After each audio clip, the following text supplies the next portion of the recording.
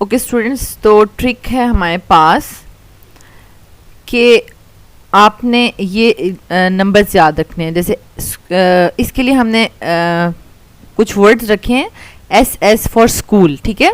School school, public school public school, division public school division public school, federal division public school federal division public school.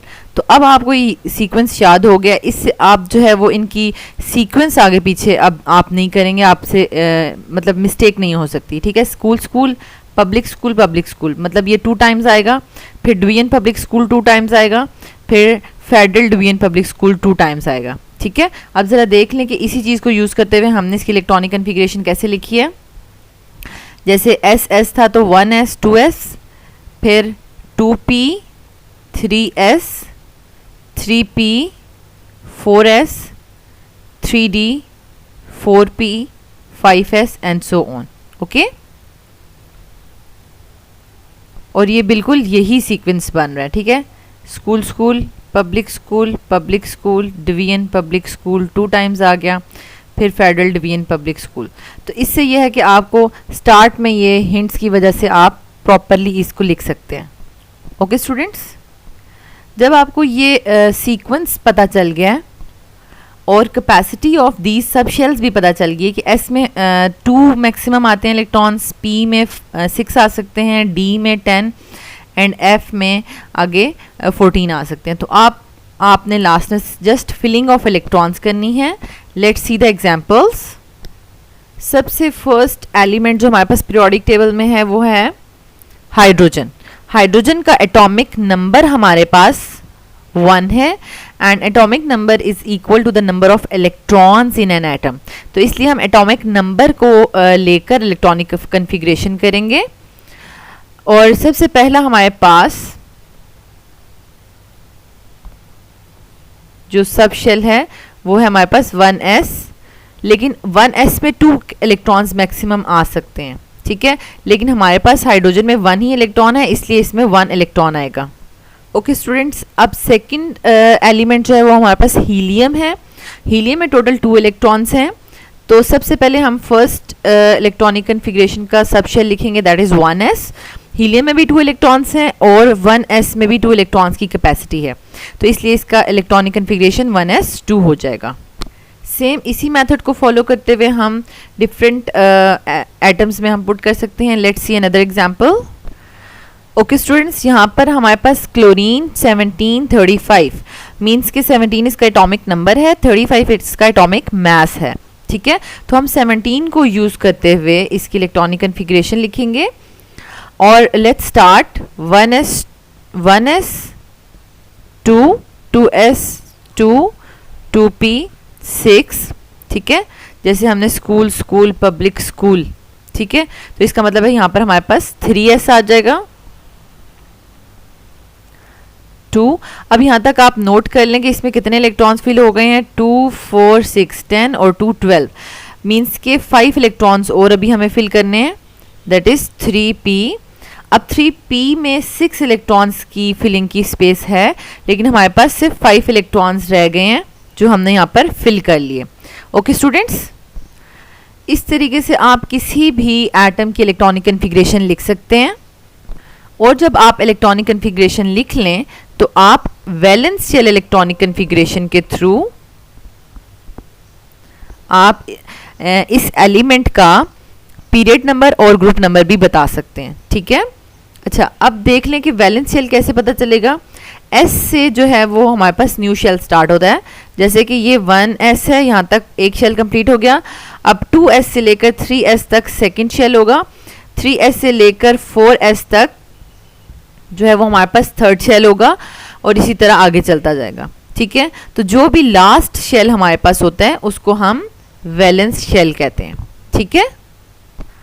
अब जो valence shell में हमारे पास जो भी coefficient होता है इन सब शेल्स के साथ, ठीक है, जिसको हम प्रिंसिपल क्वांटम नंबर भी कहते हैं n, ठीक है।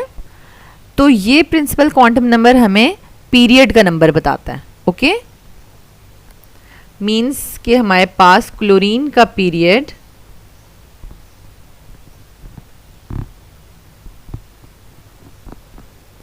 3 है और ग्रुप कौन सा है क्लोरीन का?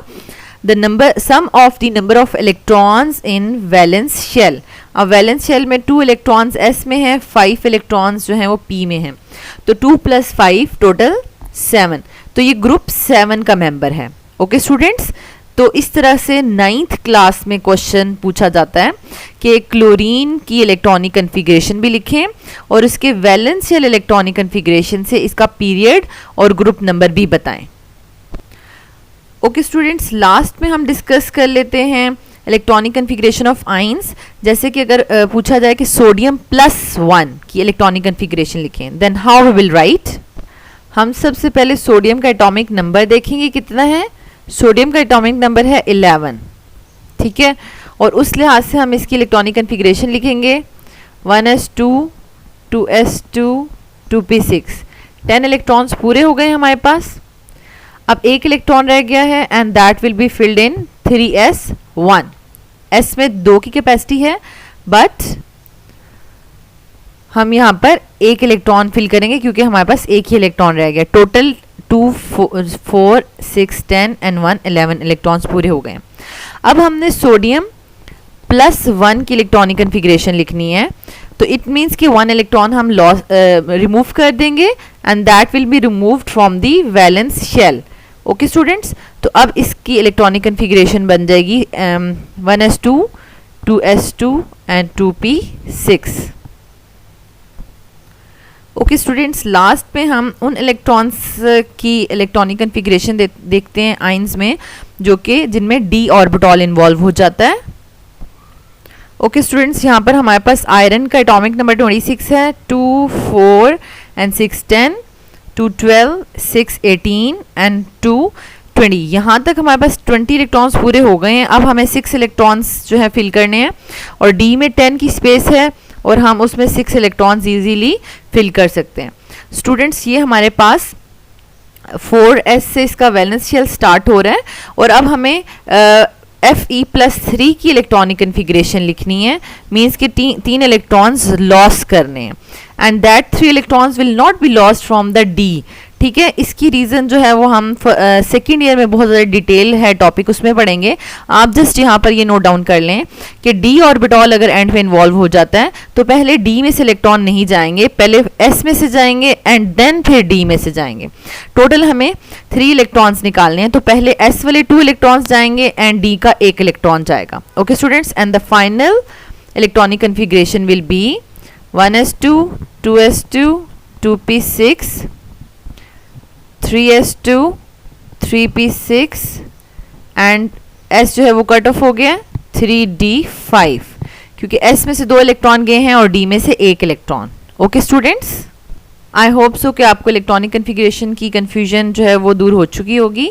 9th क्लास में 2019 फाइनल एग्जाम्स में ये क्वेश्चन आया है, correct electronic configuration of magnesium आपको सिलेक्ट करनी है और इसी तरीके से फॉस्फोरस एंड बोरॉन की इलेक्ट्रॉनिक कन्फिग्रेशन लिखकर उनका आपको पीरियड और ग्रुप नंबर बताना है। Okay students, and this is the question from first year 2019 final exam और इसमें आपको एनर्जी का लेवल बताना है। इसमें भी आप 1s2 2s2 के लिहाज से सब अरेंज करेंगे, ठीक है, और उसमें जो पहले आता है वो लोअर एनर्जी है, जो बाद में आता है वो हाई एनर्जी है। ओके स्टूडेंट्स, ये यहाँ पर हमने इसको सीक्वेंस में लिख दिया इलेक्ट्रॉनिक कन्फिग्रेशन के सब शेल्स को, और देख लें 4d जो है वो सबसे लोएस्ट एनर्जी और 4f जो है वो सबसे हाईएस्ट एनर्जी ऑर्बिटॉल है। Okay students,